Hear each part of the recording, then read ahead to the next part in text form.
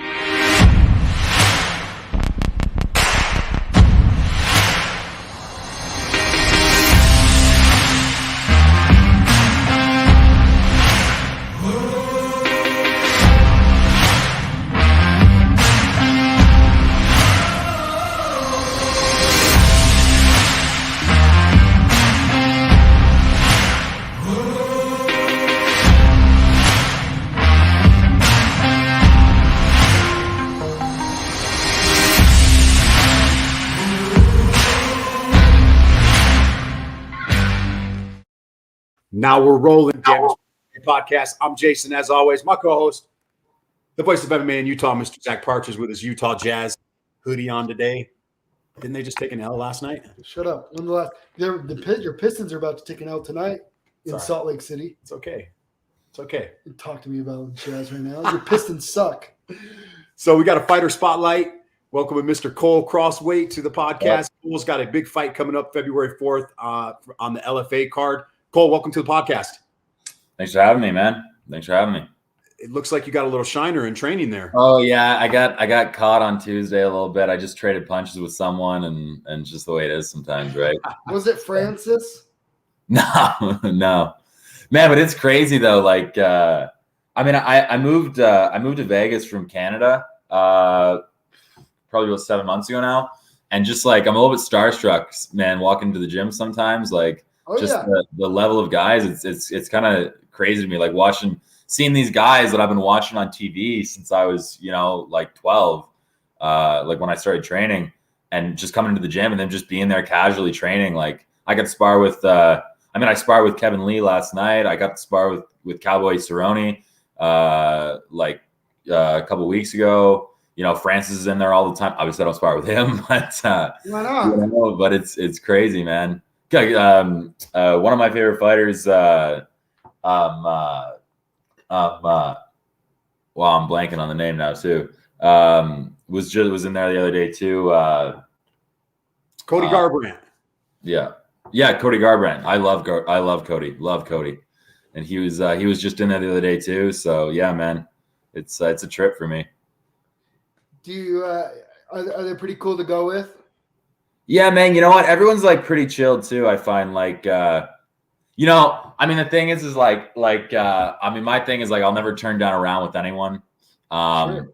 And like, I think the way you earn your respect in any gym, especially a new gym, is you just take your beating sometimes. Like, so the thing is like, I don't mind getting hit hard. I don't mind getting a little bit beat up. But like one of the big things I find with like the guys that are good is like, they'll put it to you a little bit, but then like afterwards they'll like they'll be like, hey man, this is what you did wrong. Like, this is why I was catching you here. Like, you're a little too square. You're like, you know what I mean? So, and that's how you get better, right? Like, no one gets better always being the hammer, right? Like you gotta go into deep water sometimes, right? And that's like, Vegas is really good for that. Well, one thing that I've noticed too, I don't train in Extreme Couture. We went down there this last summer and watched at Extreme Couture people train a little bit. But I've noticed the people that are really good can put it on you a bit and beat you up a bit without hurting you. Yeah, there's a difference between, I think, like you want to hurt your training partners, you don't want to injure them. Yeah, but that's what I mean. Like, and that's for sure. Your training partners are your toys, right? If you break exactly. you don't have anything to play with. Yeah, absolutely. You're definitely right. Definitely right there.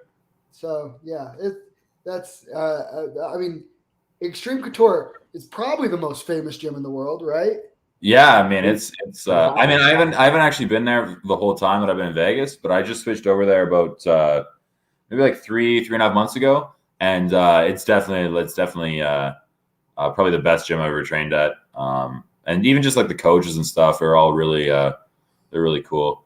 really chill, man. So, like helpful and stuff. They'll come around like while you're sparring, kind of like little pointers and stuff here and there, and the class is just structured well and stuff. Like I like the way that it's run and stuff. So yeah, I'm definitely super happy with where I'm at, training wise. Right now. Yeah.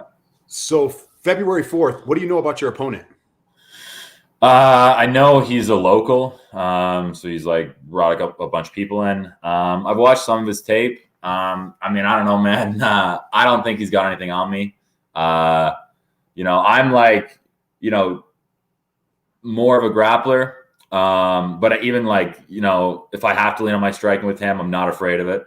I don't think he's got the power. Like I've watched his fights. I don't think he's got knockout power, and I've got a strong chin anyways. So not worried about it on the feet. I've watched his wrestling. I don't think his cage work is that solid. Like I don't think his control is good. I was just watching some of his tape last night. He gives a lot of openings. Like I don't think that I'll be pinned against the cage. And I mean that's my shed is cage wrestling. I watched a couple of his shots from the outside. He's shooting with his head down, his hands up. Like I don't think he's got anything on me.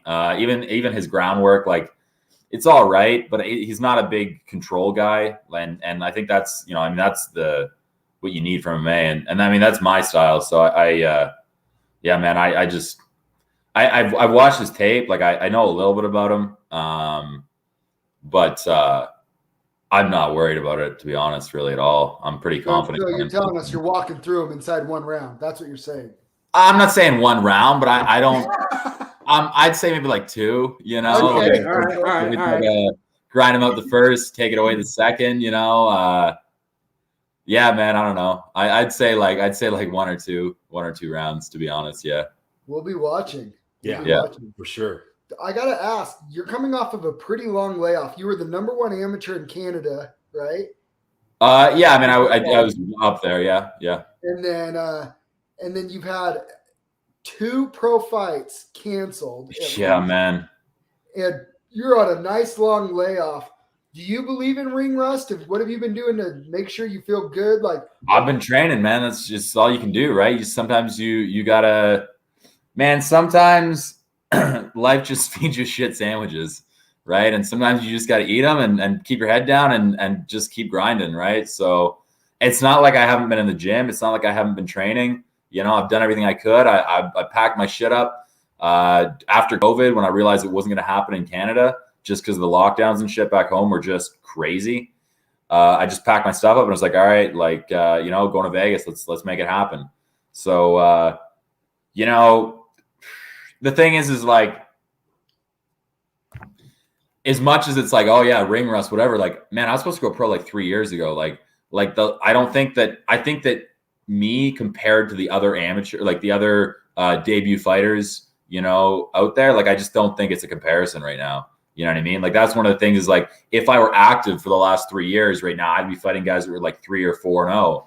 Whereas like right now, I'm gonna be fighting debut. You know what I mean? So it's kind of like any ring rust is there. It's like whatever. I'm not even worried about it, to be honest, man. I'm just doing me. You know what I mean? Like. Yeah. Oh yeah. So what you're saying? So what I hear you saying though is too though. It's like this might be the curse might end up being a blessing because yeah, man, for sure. You could go. I mean, potentially from what could happen if that's where you're at and you're facing debuters and you're technically a debuter, but you're past that, right? Because you're supposed to do that 3 years ago.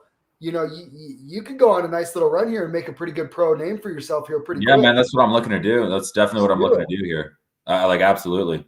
And I've talked to Roman, the guy that set this up. My manager. That's kind of the conversation we've had here. We know Roman. And if he's tuning in, we know. Hey. Yeah. So we've kind of had that conversation, right? Is man, it's go time now, right? Like it's my time. I've waited my turn, and now it's my turn. So yeah, man, but yeah, I mean, like, and I mean the 4, like a lot of times when people have those layoffs from fights, it's because they're out doing like dumb shit. You know what I mean? They're partying or they're whatever. Like that wasn't it, right? So I had fights that I'd run through fight camps for, and they just didn't like just some honestly, it was just just random things. Like the promotion got canceled, I got pushed off. Promotion got canceled, like a bunch of things like that. And then COVID, a year and a half ago now. I was supposed to fight the weekend before COVID. My opponent flew in without his medicals done, and the commission. Right. This is in Canada too. You need like 1 million medicals. Like you need everything. You need like brain scans and shit.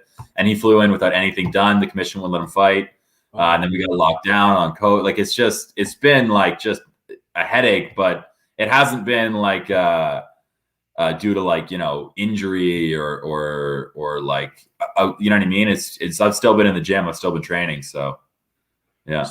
So Cole, being from Canada, are you a hockey fan? You know what? A little bit, but no, to be honest, no. Man, that was always my brother played NCAA hockey. My brother played for Omaha. Okay. He was a goalie, and that was just always his thing. So it was never really. I don't know. I think because he liked hockey so much, I didn't. You know what I mean? That was just kind of like I don't really want anything to do with it. Who's the better fighter? Yeah, who's the better fighter? Yeah, you or your brother? Me, man. You know what's funny? What's actually really so my brother's like 2 years older than me, and he's 2 years older than me. And he's a big dude. He's like 6'4". So and he's a goalie. He's a hockey player, right? Like an athlete. Growing up, he would always beat the crap out of me, and then. And when I was like maybe like 17, that kind of stopped. And there was about a year where he kind of knew like there was nothing. And then one time, man, he slapped me. And this was when we were like, I was like 18 maybe. Yeah. I just beat the shit out of him. Like just like ran him across the room, just slugging him. And then I had him on the couch, just beating the fuck out of him. And then we haven't fought once since then. I think he was like, all right, my time's over. Yeah. So you're a fighter. Like you're all in. This is what you do, right? Yeah, 100%. Yeah. So I'm an amateur fighter. Mm-hmm. I have my own insurance agency. We have our podcast. We're doing other things. Like it's such a hobby for me. I'm 33. Like I'm not going to the UFC. I'm not, but I like to fight. So yeah. I get friends all the time that are like, "Come on, dude, I could hang." And I'm like, "Come, like, bro." Like even just wrestling and grappling, right? They just like you don't know what you don't know, and like you don't know when you know. It's like going on the outdoor rink a couple times a year, and being like, nah, yeah, man, I could go play in the NHL. I'm pretty good on the outdoor rink, man. I'll kill all my buddies. Like just because you can win a bar fight doesn't mean you can fight, bro. It's not the same thing, man. It's just not the same thing. Not even close. Yeah, I have a buddy. He keeps telling me he wrestled 1 year in junior high. Yeah, God. He keeps telling me, he's like, "Come on, dude, I could last a 5-minute roll with you on the mat." I'm like, I'll choke you so fast. And yeah, it's like our ongoing thing. But he has a standing offer, and he won't take me up on it. When I was in high school, like I said, my brother was 2 years older than me. We had like some mats in my basement. My brother used to invite his friends over. And I was a small kid too. I'm bigger now. I'm like, I walk around about 190, 195. But when I was in high school, I was just a really small kid.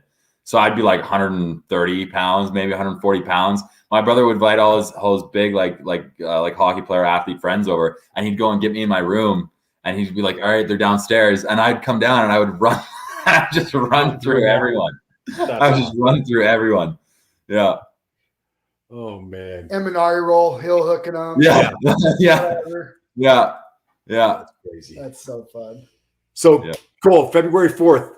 I think 4th. we already know the answer because you already kind of gave us a little bit of information on it. But how do you see the fight ending on February 4th? I mean, not to give away too much of the game plan. I don't see it going the full 3 rounds, is what I'll say. I put on interesting fights. I like to bang. My jiu-jitsu is good. My cage work is solid. My takedown defense is good, and I hit hard. So whether it's on the feet or it's on the ground, it's my game, and I'm always looking for the finish. So I don't see it going the full 3 rounds. I see it being somewhere in the first. End of the first or the second round, I see it being a finish there. Cool. I Roger dig it. that, man. I love it, Cole. Any sponsors you want to give a shout out to before we let you get out of here? Yeah, I guess Contender Series. Yeah, right there.